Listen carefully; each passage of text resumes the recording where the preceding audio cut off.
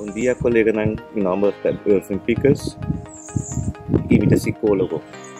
Como psicólogo, eu compreendo bem claro que turcos novos podem ser certo intranquilidade, pode ser certo desconfiança, mas sobre esta novo que nós não conhecemos. Que se conta também para a vacuna contra a Covid. E também tem certo intranquilidade. Mas não vai tomar.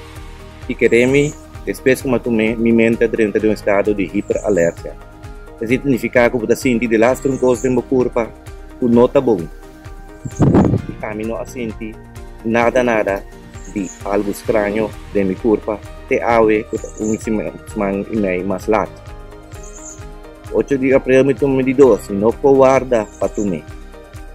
Mas tomar de mim, para sobra, eu estima minha cercaria, eu quero para meu colega e para meu cliente.